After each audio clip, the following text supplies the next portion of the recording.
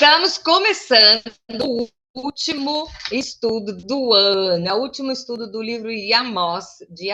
Amós é o nome do cara, tá?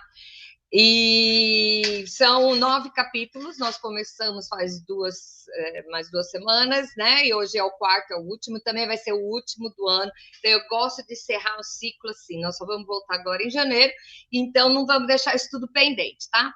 Então, vamos ver o que a Amós nos conta. Quem está caindo de paraquedas, chegando agora, então, eu vou explicar os textos que nós colocamos aqui.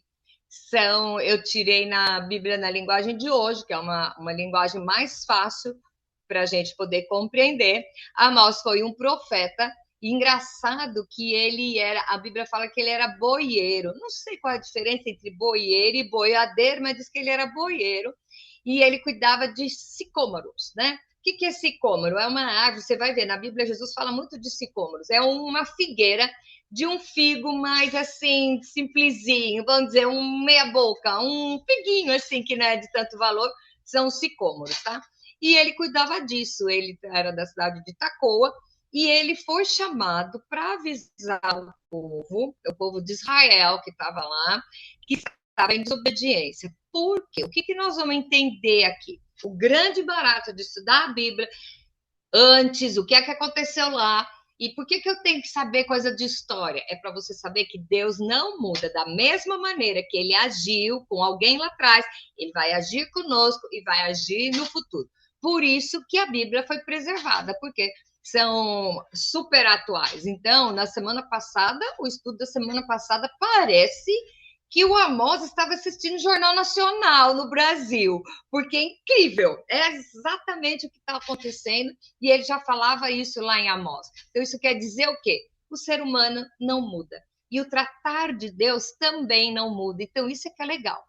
Nós vemos que Deus, todas as vezes que fez uma profecia para alguém, cada vez que ele causava, ia promover uma disciplina, ou um castigo, ou uma terra seca, eu não sei, qualquer disciplina que ele ia causar, ele avisava antes.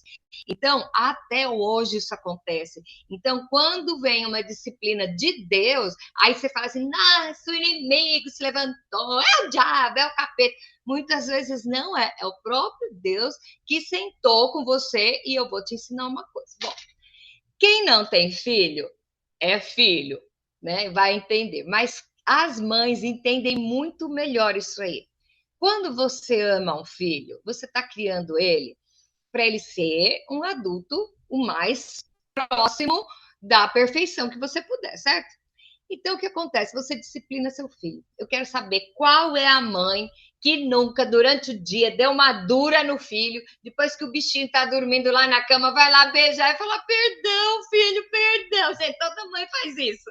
Porque o que acontece? Você quer corrigi-lo, você está formando uma pessoa, né? E, de repente, o seu coração de mãe, você sabe que você tem que tomar uma atitude, você tem que dar um castigo, tipo, sei lá, não vai ficar mais no celular até tirar 10 na prova de matemática, alguma coisa assim. Mas sempre tem um fundamento. Então, nós vimos nesse estudo 2 momentos diferentes nos outros capítulos. Um, que é Deus deixando você colher o que você plantou. Deus também age assim nos dias de hoje, e às vezes ele está te disciplinando. Só que o grande barato que nós vamos ver aqui no livro de Amós, o que ele faz? Ele fala o porquê, fala o que vai fazer, mas automaticamente ele já dá a saída.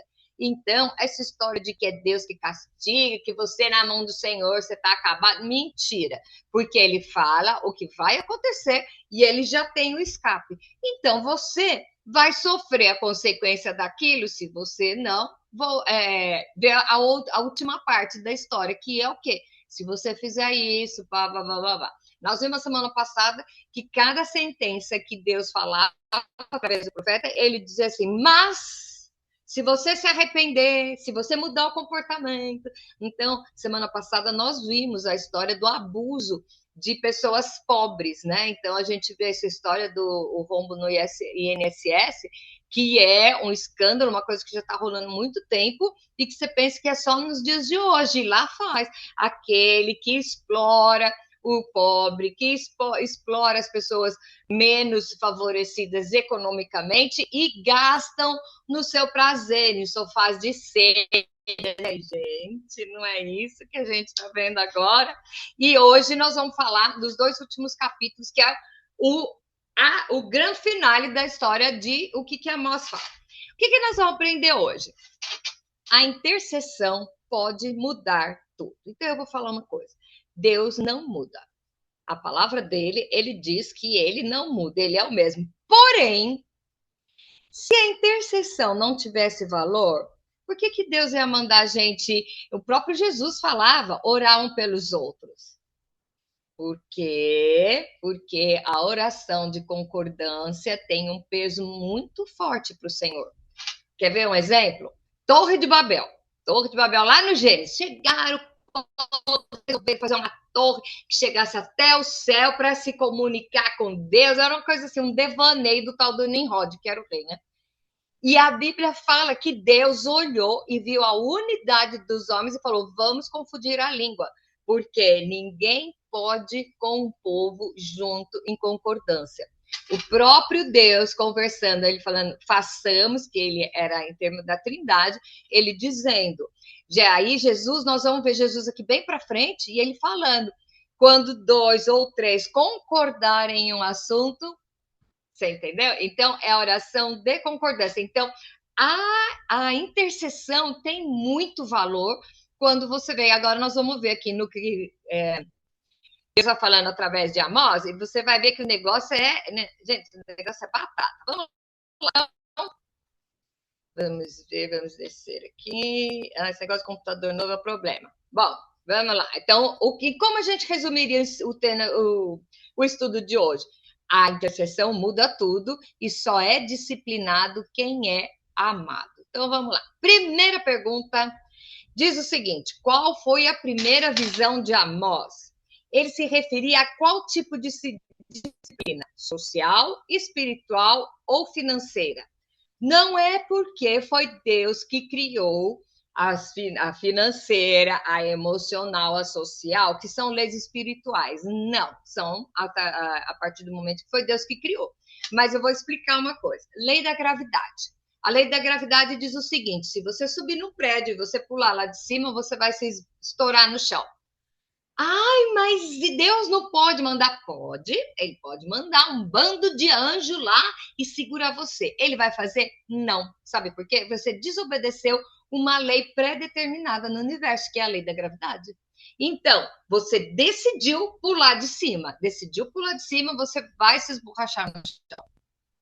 Você está desafiando uma lei da natureza. E assim são todas as leis estipuladas para a gente viver, porque o mundo só consegue se organizar, até entre os animais tem regra, tá? Então vamos lá, aqui está dizendo que ele teve visões, ele teve 4 visões. Então vamos ver a primeira visão, lá Amós 7, versículo 1 e 2, diz o seguinte: o Senhor Deus me mostrou numa visão o seguinte: eu vi Deus criar uma praga de gafanhotos. Isso aconteceu quando já começava a crescer o capim que brota depois da colheita que pertence ao rei. Deixa eu só explicar aqui uma coisa. Naquela época, quando tinha a colheita, os primeiros grãos era para o rei, mas era para a corte. Os médios era para vender. Os pobres, gente, ficavam com o resto do resto do resto do resto, tá? Então, sempre teve essa diferença entre essa desigualdade social. Tá? Então ele está falando, Deus vai mandar uma praga de e diz assim: quando comerem toda a terra, a erva, é o texto, pulou aqui o texto da minha coisa, vamos ver. Quando os gafanhotos acabarem de comer todas as plantas, o Amós disse ao Senhor: te peço, Senhor, ó Deus, que nos perdoe. O teu povo é fraco. Como podemos resistir? Então, essa primeira praga foi para os gafanhotos comer a colheita. Então, quer dizer, não ia ter fome. E aí a pergunta 2 diz o seguinte: qual o resultado da oração de intercessão? Olha só, Deus falou que ia mandar os gafanhotos e ele pediu, o Amós: peço que nos perdoes, o teu povo é fraco. Como podemos resistir? Aí a pergunta 2 diz o seguinte: o resultado da oração dele: Então ele mudou de ideia, ele é Deus, e respondeu: o que você viu não acontecerá, por causa da intercessão de um. Imagina o que pode a intercessão de dois ou mais. Por isso que nós temos no nosso grupo relógio de oração. Cada vez que alguém tem um pedido, nós nos mobilizamos com as meninas aqui, as meninas do Brasil, a cada 12 horas, das 7 às 7, a cada 15 minutos, tem alguém orando pelo seu pedido, porque nós acreditamos no poder da intercessão, tá bom? Vamos lá. Então, a primeira praga era os gafanhotos. A segunda, o Senhor Deus me mostrou numa visão outra coisa. Eu vi que ele estava pronto para castigar o seu povo com fogo. O fogo secou o grande mar que fica embaixo da terra e estava acabando com as plantações. Aí eu disse a Deus: ó Deus, para, o teu povo é fraco, como podemos resistir? Então, ele mudou de ideia e respondeu: isso também não acontecerá. Terceira praga, que foi lá.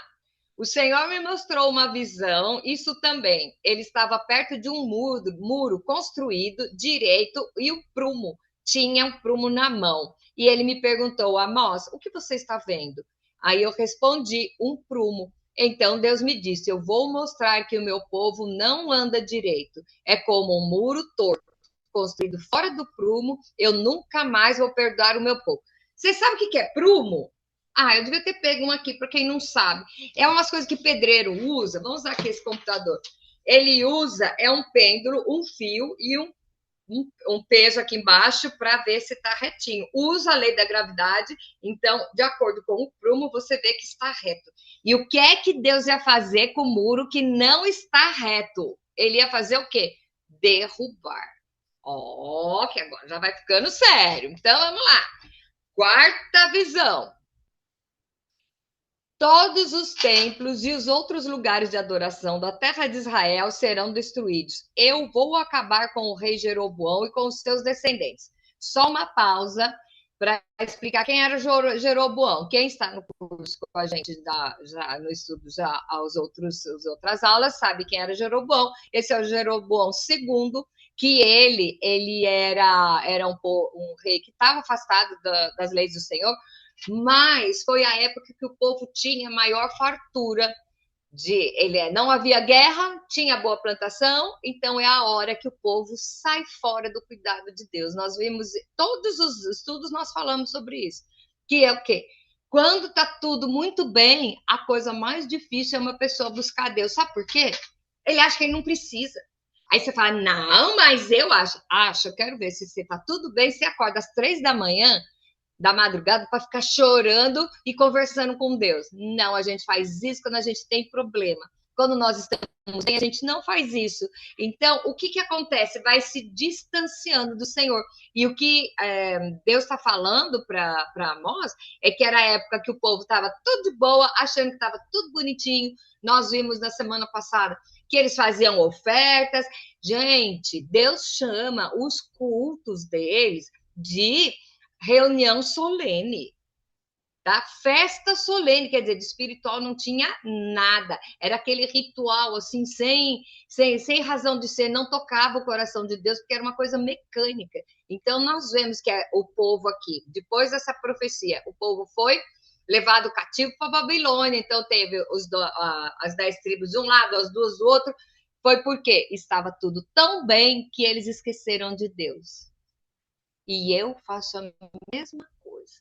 Eu sei que Deus é o meu porto seguro, eu sei que Ele é meu Pai, mas, olha, infelizmente a nossa natureza humana é assim. Nós só procuramos o colo do Pai quando estamos com dor.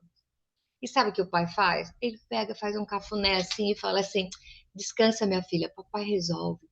E às vezes tem uma expressão que eu acho interessante, que Deus sente saudade do nosso relacionamento com Ele, sabe? Então é assim: puxa vida, você conversava comigo todos os dias, você estava pensando em mim todos os dias, agora que está tudo bem, eu fiquei para um cultinho de domingo e oração durante a semana, só em casos especiais, né? Ou não. Mas então vamos lá. Então, explicando a história de Jeroboão, era que estava aí. Aí apareceu um cara que era um tal do Amazias. Amazias, o sacerdote de Betel, mandou o seguinte recado para Jeroboão, o rei de Israel. Amós está planejando uma revolta contra o Senhor no meio do povo. Ele está dizendo que põe o país em perigo. Gente, dedo duro. Você acredita que dedo duro já existia naquela época? Então diz assim, ele anda falando assim, Jeroboão morrerá numa guerra e o povo de Israel será levado como prisioneiro para fora do país. O que o Amazias fez? Foi lá e foi dedar Amós para Jeroboão, que era o rei, tá? Então, automaticamente, o que Jeroboão ia fazer? Então, vamos lá. Depois, Amazias disse a Amós, fora daqui, seu profeta. Ele falou para Amós, quer dizer, ele escutou o que estava falando, e aí disse assim, fora daqui, seu profeta, volte para a sua terra de Judá e ganhe a vida por lá com as suas profecias. Pare de profetizar aqui em Betel, pois este é o santuário onde o rei adora. Este é o templo principal do país. Quer dizer o quê? Amós ficou com dor... Amazias ficou com dor de cotovelo de Amós, porque percebeu que o que o Amós falava era fato, era verdadeiro. Então, deu uma dor de cotovelo. Ai, por quê? Né? Tem alguém mais, né, melhor do que eu? É isso aí. Então, vamos lá. Qual foi a defesa do Amós? Amós respondeu, não sou profeta por profissão. Não ganho a vida profetizando. Sou pastor de ovelhas e também cuido de figueiras. Vamos parar aqui agora. Não sei se vocês já viram. Isso tem em todas as denominações, tá? Não estou falando que é os crentes, os católicos, os espíritas, não. Que é o seguinte, o profeta cobra para fazer profecia. Quem nunca viu? Gente, uma menina, uma vez, uma senhora, ela veio ficou sabendo do chá que a gente faz, e ela veio me conversando no secreto assim, ó, deixa o próximo chá, eu vou, e assim, na hora da profecia, eu dou as profecias, e aí a oferta a gente divide. Eu falei, eu não tô entendendo como é que é. É, porque aí você vai orar por cada uma, e você faz uma profecia, e aí você pede uma ajuda. Eu falei, você não tá entendendo como é que é o meu negócio, tá? Então, é comércio. Então, o que eu vou chamar esses profetas? É cartomante gospel. Tem gente que não gosta que eu falo essa palavra, mas é verdade. Quem vai ler a mão, vai ler futuro em troco de dinheiro, gente, isso não é de Deus, tá? E aqui o próprio Amós, ele respondeu, eu não sou profeta de profissão, minha profissão é outra. O que Deus está mandando eu falar, eu estou falando, mas tem nada a ver com isso. Vamos lá. Aí ele fala, mas o Senhor Deus mandou que eu deixasse os meus rebanhos e viesse anunciar a mensagem ao povo de Israel. Portanto, escute a mensagem de Deus, o Senhor. Você, Amazias, diz que eu não devo continuar profetizando contra o povo de Israel. O que acontece aqui que nós vamos ver, tá? O povo de Israel é o povo judeu, o escolhido por Deus. Então, Deus pegou lá de Abraão, todo mundo sabe a história, montou um povo. O que aconteceu nesse meio do caminho? E era o povo de Deus, e Deus foi cuidando. Esse povo, que era os filhos de Abraão, aí filho de Isaac, já sabemos a história lá da Sara, se você não sabe, vai lá no vídeo e veja a nora de Deus, você vai ver a história lá de Abraão e Sara, da promessa, os dois povos brigando, tudo bem. O filho de Isaac, tá? Era o Jacó. E o Jacó foi chamado povo de Israel, que era a descendência. O que aconteceu? Então, o povo de Israel é quem? É o povo do filho de Israel, né? De Israel, que era o Jacó, que mudou o nome. E aí, eu te pergunto o quê? Eles são povo. A Bíblia diz que eles são povo, eles são povo. Ok, não tem problema nenhum, mas eu vou explicar uma coisa aqui. Deus não tem membro da diretoria. Deus não tem o queridinho, certo? E esse povo, o judeu, né? O judeu mais assim, mais ortodoxo, aquele pessoal mais assim, eles acham que só eles, porque as profecias são para eles, só eles têm direito de povo. E nós vamos tentar explicar isso nesse texto aqui. Na aula de hoje a gente vai conseguir explicar muito direitinho isso. Por quê? O que aconteceu? Israel, que é o povo judeu, é o povo de Deus, beleza. Nós já vimos por que teve o holocausto. Lembra do holocausto? O povo quase que inteiro dizimado. Por quê? Porque foi os judeus que crucificaram Jesus. Ação e reação. É o povo escolhido de Deus? Sim. Pisou na bola? Sim. Sofreu disciplina? Sim. Então, o que acontece conosco hoje? Qual é o meu lugar? Nós temos umas religiões aqui que é o pessoal que é testemunha de Jeová, certo? Jeová é Deus, eles são as testemunhas de Jeová, beleza. O judeu, ele diz que ele é povo de Deus. Ok, beleza, é povo de Deus. Mas através de Cristo, eu sou filha. A Bíblia diz o seguinte: mas a todo aquele que crer que Jesus é o Filho de Deus, será reconhecido como filho. Então, essa história de que todo mundo é filho de Deus é mentira. A Bíblia diz que só é filho quem reconhecer Jesus como único intermediário. O resto é o quê? Criatura, tá? Então, como que eu não sou do povo judeu e eu sou filho? Através de Jesus, tá? Nós somos filhos. Então, você prefere ser povo, testemunha ou filho? Eu prefiro ser filho, né? Pensa. Tem gente que é servo. Grande servo, gente. Grande servo não existe. Se é servo, não é grande, tá? É grande servo, é não sei o quê. A Bíblia diz que eu sou filho. Porque fala que Deus tem um amor para mim como amor de mãe. O próprio Jesus fala isso sobre Deus. É amor de mãe, que mesmo que uma mãe se esqueça do seu filho, eu jamais me esquecerei. Então, você tem que saber, é uma questão de identidade. Então, tem o judeu que é filho? Tem. Mais de 80% dos judeus hoje são cristãos. Então, tá beleza. Então, vamos ter isso definido na nossa cabeça, certo? Quando aqui está falando do povo judeu, é o povo judeu antes de Cristo. Antes de Cristo era o povo, eu sou judeu.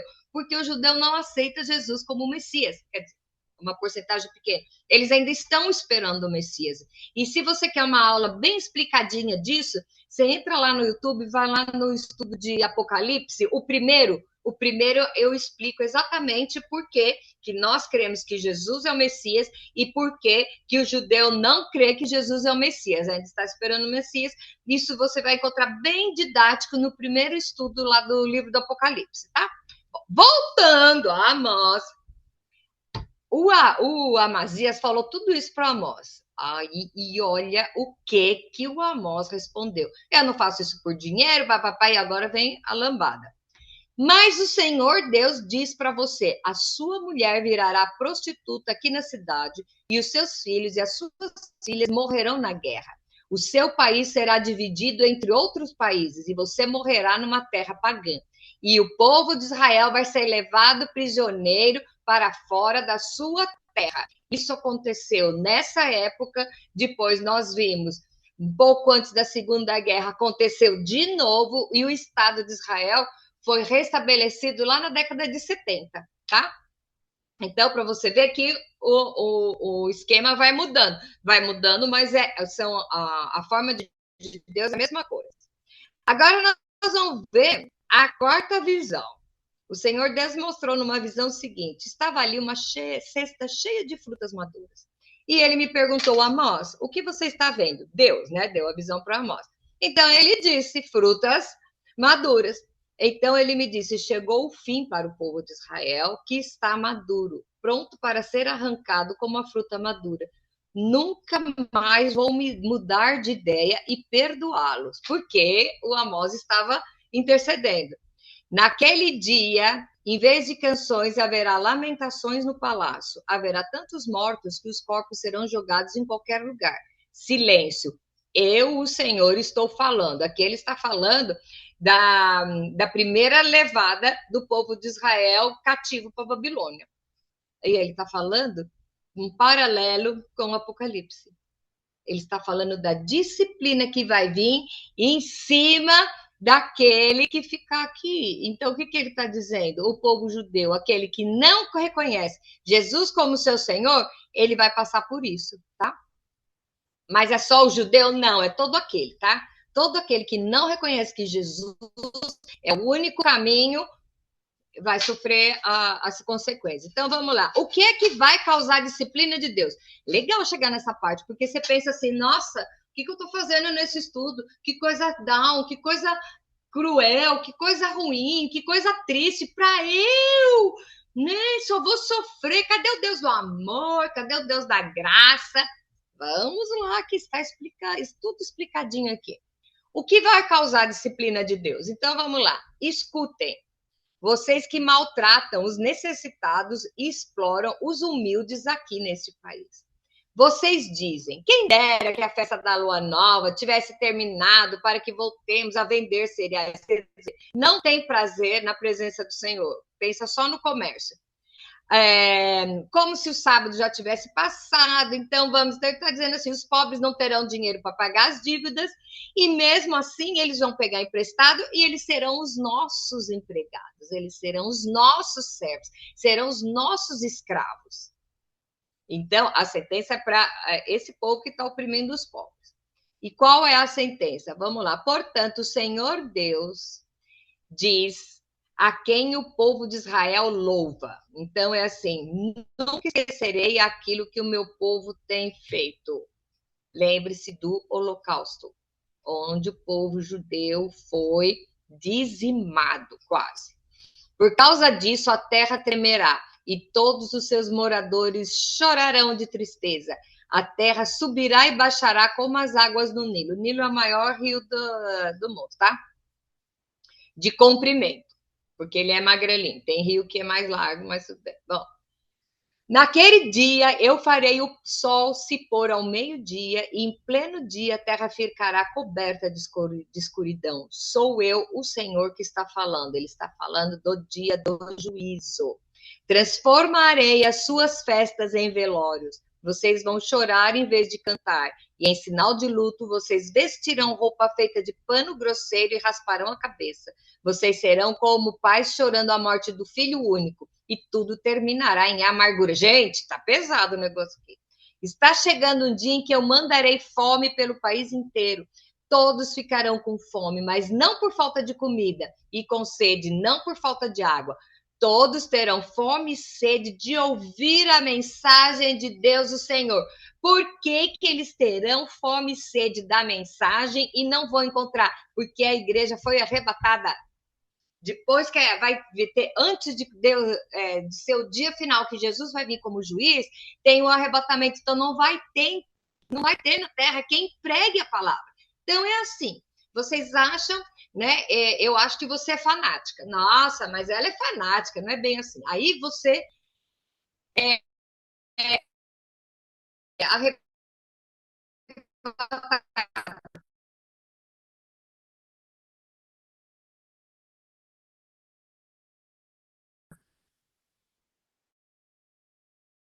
aí vai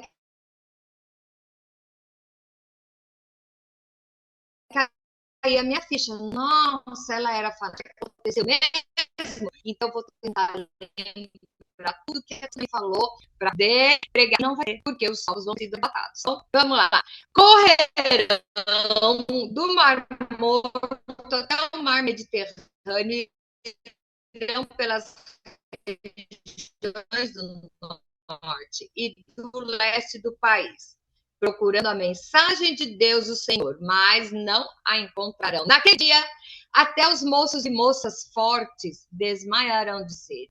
Os que juram pelos ídolos de Samaria, os que dizem, eu juro pelo Deus de Dan, eu juro pelo Deus de Berseba, todos cairão e nunca mais se levantarão. Eu, o Senhor, estou falando. E aí vem a pergunta 11, qual a dimensão do juízo de Deus? Vamos lá. Eu vi o Senhor perto do altar e disse, dê pancadas nas colunas do templo até que o edifício comece a tremer. Deixe cair pedaços das colunas nas cabeças das pessoas que estão lá dentro. Os que escaparem com vida, eu matarei na guerra. Nenhum deles escapará e nenhum viverá. Mesmo que consigo entrar pela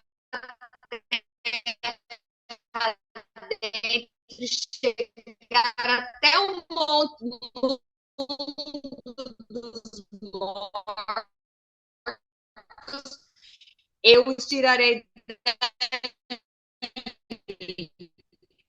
mesmo que subam até o céu, eu farei descer de lá. Se procurarem se esconder no alto do Monte Carmelo, eu irei atrás deles e os pegarei.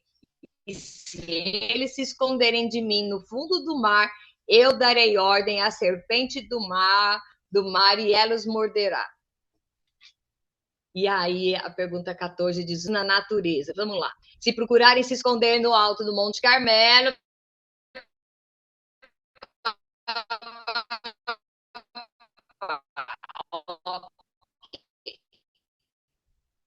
e aí ele fala, se forem levados como prisioneiros, eu darei ordens para que eles sejam mortos. O Senhor, Deus Todo-Poderoso, toca na terra e ela treme. Todos os em forma de poesia. A terra sobe e baixa como as águas no Nilo. Deus constrói a casa nas alturas e as derrama sobre a terra. E o seu nome é o Senhor.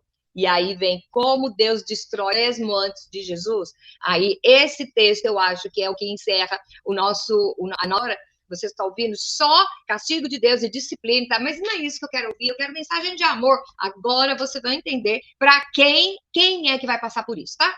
Então diz o seguinte: o Senhor diz, povo de Israel, eu amo o povo da ilha. Como eu trouxe vocês do Egito, eu também da ilha de Creta, e meus da ilha de quê?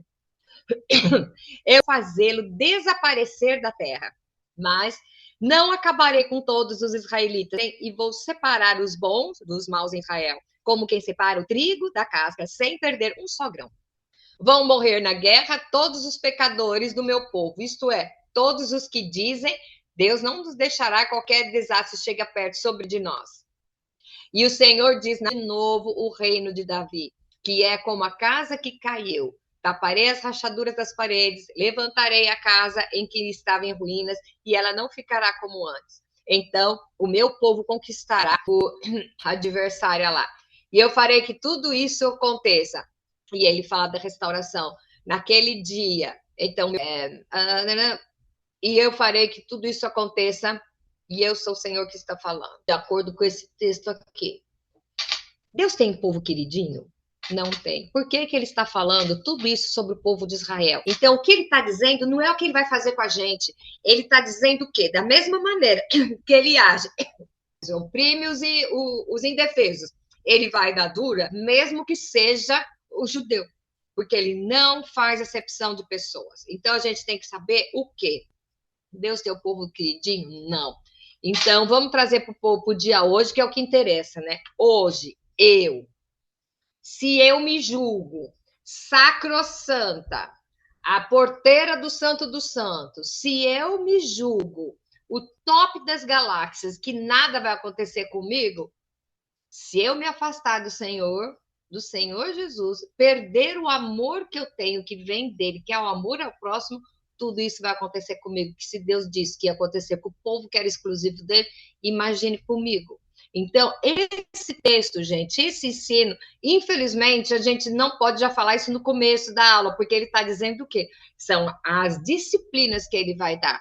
Só que aqui, ele sempre dá o escape. Então, ele vai fazer isso com o quê? Com qualquer um, mesmo que seja, que se ache o escolhido. E aí eu fico pensando, qual a minha responsabilidade hoje? Hoje, quando eu falo crente, gente, crente é o que crê em Jesus, tá? Então é isso aí, independente da sua denominação. O que acontece? De repente eu tô lá na minha fé, eu tô fazendo, eu tô acontecendo, eu tô achando que tá tudo certo, eu tô tudo santo, mas se eu perder o meu amor ao próximo, Deus vai me tratar da mesma maneira que ele trata com o bandido, com o ladrão, tá? Então, a responsabilidade nossa hoje é muito mais forte. Então, eu pergunto, você se acha ileso porque você é o queridinho de Deus, porque você segue o script, porque você vai todo domingo na igreja, porque você dizima, oferta, sabe todas as orações de cor, canta os hinos de corzinho, né? Não, aí começa, né? Não, porque eu não bebo, eu não pinto unha de vermelho, eu não corto cabelo, eu não pinto cabelo, eu uso saião, sei lá o que é que você acha que você faz e que vai agradar a Deus. Se você perdeu o amor pelo próximo, essa é a lei que vem em cima de mim e de você, tá? Então, Quem é o queridinho de Deus?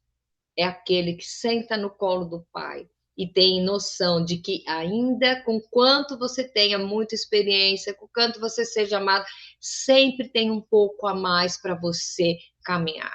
Deus sempre tem um degrau a mais para você subir, tá? Então, para pensar, nós temos duas questões. Uma é essa, se Deus tem o queridinho, se você acha que você é o queridinho ou você acha que você não é, Deus trata um de acordo com o seu entendimento. E as outras coisas que nós vamos. Outra coisa para pensar é o seguinte: quais as minhas atitudes que vão desencadear, causar uma disciplina de Deus? O que é que eu estou fazendo dentro do meu culto racional? Eu, na minha casa, eu não estou falando lá na igreja, estou falando você, dentro da sua casa, o que está passando. Não se esqueça que o seu corpo é templo do Espírito Santo. Como você está cuidando do templo do Espírito Santo? Como você está cuidando do Espírito de Deus que habita em você? Então, para encerrar o ano, para a gente entrar com as baterias assim no gás em janeiro. Deus tem um povo queridinho e a outra. O que eu estou fazendo que pode causar a disciplina? Sabe qual a diferença entre disciplina e castigo? O castigo gera medo, a disciplina gera perfeição. Porque quando você é disciplinado, você aprende a isso eu não vou fazer mais. E eu vou te dar uma notícia. Cada dia você está descobrindo uma coisa, deixando uma coisa para você não fazer mais. Eu estava conversando com. Eu estava vendo, não estava conversando, não, eu estava vendo um podcast. E até eu vou comentar aqui, porque foi um negócio muito interessante, que o cara, ele era gay, né? Ele era gay. E ele deixou de ser gay. Ele encontrou com Cristo e falou, não tem jeito. E aí a repórter, né? Essas repórteres enviadas do capeta, né? E perguntava para ele assim, mas você foi gay essa vida inteira. E agora como é que fica? Os seus amores e não sei o que, gente. Ele falou um troço. Ele disse o seguinte, a Bíblia diz para que quem quiser seguir a Cristo, pegue a sua cruz e siga. Essa é a minha cruz. O negar a si mesmo, negue-se a si mesmo e pegue a sua cruz e me siga. Então, não existe acepção de pessoas. Ai, mas você tem que ver que eu preciso tomar umas cachaça para poder dormir. Agora tem a moda, né? Ai, eu tomo maconha como remédio, mas aí gosta da ideia, a ideia começa a aumentar a dose, né? Então, eu te pergunto o quê? O que aqui? O que é que você tem que negar-se a si mesmo e tomar sua cruz e é isso que Deus quer ver de mim. Ele quer ver eu nos pés dele, reconhecendo as minhas falhas, reconhecendo as minhas limitações e pedindo ao Senhor, Senhor, me transforma no ideal que o Senhor tem para minha vida. Eu quero que Deus olhe lá de cima e fale assim, essa é minha garota. Eu não quero, eu sei que eu não vou nunca ele olhar para mim e ele vai ver que eu tô 100% perfeita, santa, pura. Não, porque eu não sou pura. Eu sou purificada pelo sangue de Cristo.